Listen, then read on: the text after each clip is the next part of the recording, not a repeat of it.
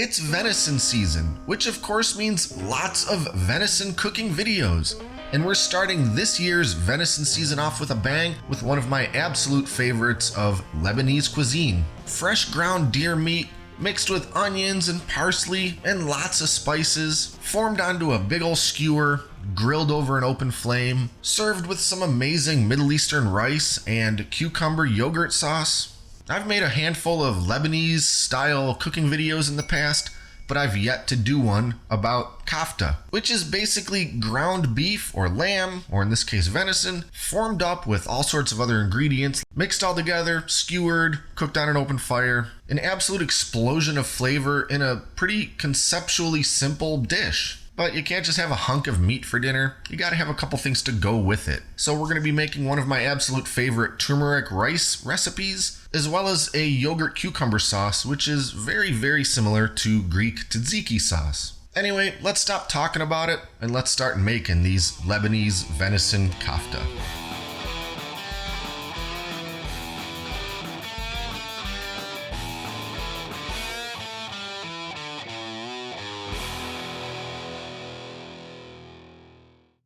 For this recipe, I'm going to be using a couple little pieces of venison roast that I had left over from a larger cut I was trimming earlier. And I'll start by doing a little more trimming. Basically, just clean up some of that fat and silver skin on there. And as I go, I'll roughly cut it up into some chunks that will easily go through the grinder. After it's all chopped up, I'll go ahead and put the meat into the freezer for a short while so it gets nice and firm, which will provide us with a quality grind during the next step. Jumping ahead, I've got my meat grinder set up and we're going to be using the medium coarse grind plate. And I'll just start feeding those venison chunks through the grinder. This old machine has been struggling just a little bit lately, so this is actually the last time I'll be using it.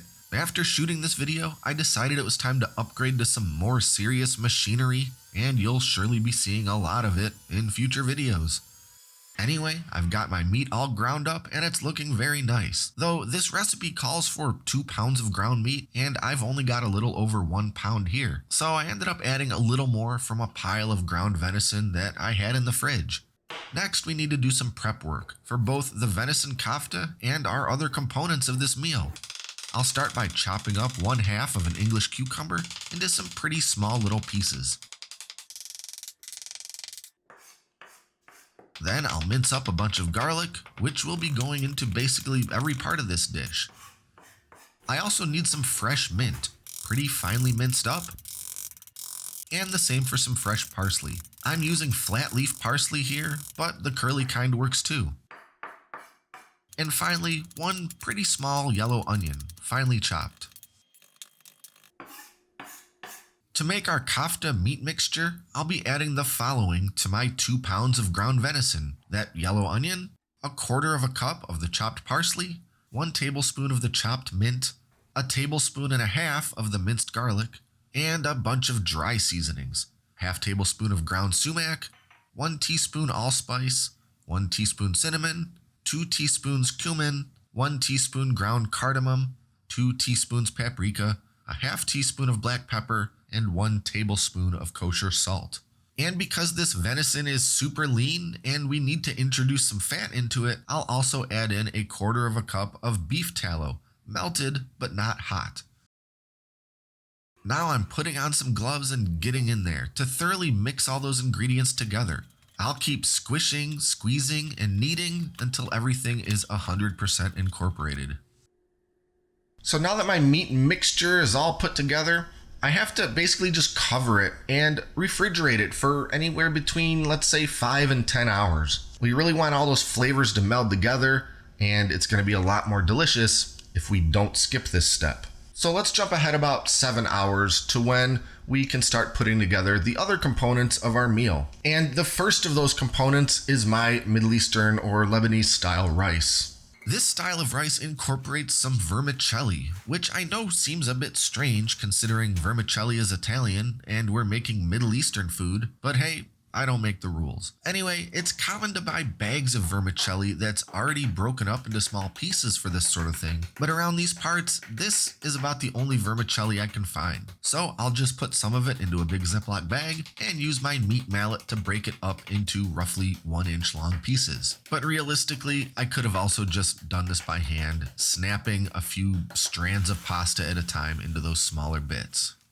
Next, I'll get about 3 tablespoons of butter melted in a large skillet, and then toss in 1/3 cup of those vermicelli pieces. I'll let the pasta toast in that butter for a few minutes over medium heat until it becomes a beautiful golden brown color, at which time I'll throw in a teaspoon of my minced garlic and let that cook for just a minute.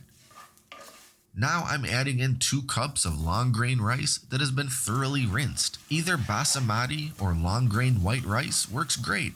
Give everything a good stir, and then in goes 3.5 cups of chicken stock. Lastly, I'll add 1 teaspoon of turmeric and a 1/2 teaspoon of salt, and give it all another good stir. Now I'll increase the heat to high until everything comes up to a boil, at which time I'm reducing the heat to as low as possible and covering the pan. Now I just need to leave it alone and let it cook on low heat for 25 minutes. And when it's done, I've got a great big pile of fluffy, delicious, Middle Eastern style rice with vermicelli. Now the last thing we have to make, one of the absolute perfect sauces or condiments for a meal like this is, I guess I don't really exactly know its name, but it's a yogurt cucumber sauce. It's almost indistinguishable from Greek tzatziki sauce, but I think there's a couple very minor differences. But they're more or less interchangeable as far as my palate is able to discern. Anyway, it comes together very quickly, few ingredients, mix it up, put it in the fridge. Let's do it. First, we're bringing back that cut up cucumber. I'm throwing it all into a bowl and coating it with about a teaspoon of salt. I'll give it a quick mix to make sure all the salt is distributed, and then I'm just letting this all sit here on the counter for 20 to 30 minutes. This salt is going to pull some of the excess moisture out of those cucumber bits, which is exactly what we want. Then I'll give the cucumbers a quick strain to get the excess moisture out of there, and just for good measure, I'll even blot them a little with some paper towels. I just don't want my sauce to be especially watery. Now to just add in the rest of the sauce ingredients. 2 cups of full-fat Greek or Middle Eastern yogurt, 1 teaspoon of that finely chopped mint, and a teaspoon of the minced garlic. Then I'll just thoroughly whisk everything together until it's completely incorporated and consistent.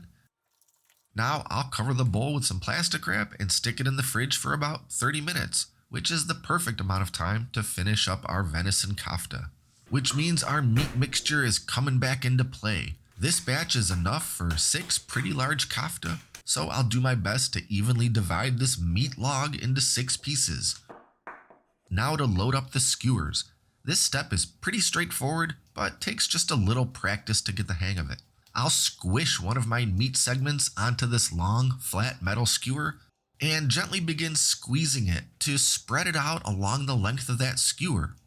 Gradually spreading that meat out, I want a nice, consistent thickness all the way down.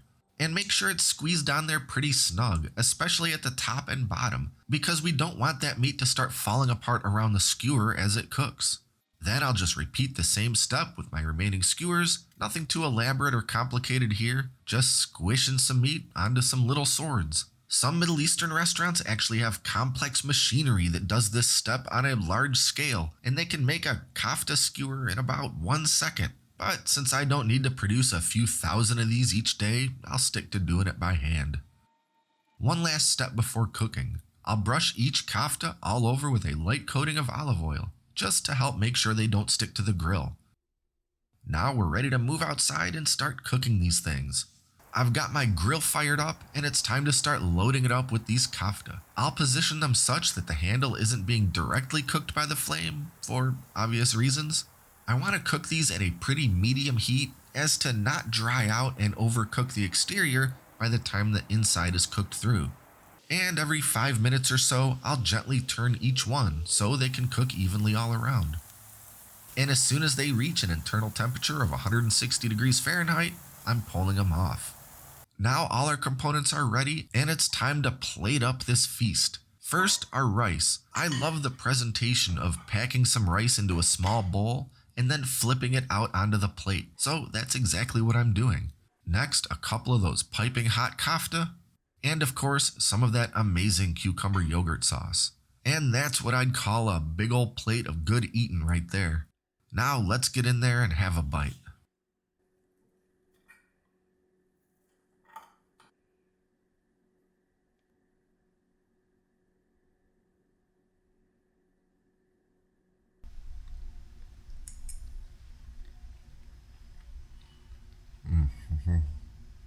Some of that rice.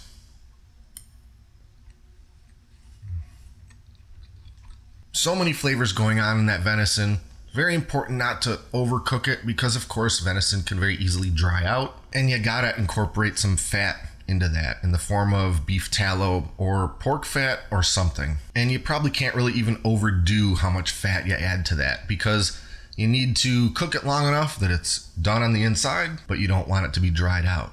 And of course you could bake these big meat sticks or even cook them in a big skillet, but nothing's gonna make them quite as delicious as grilling them over an open flame. The rice came out perfectly, just that little hint of turmeric, the bit of garlic, and that broken up vermicelli.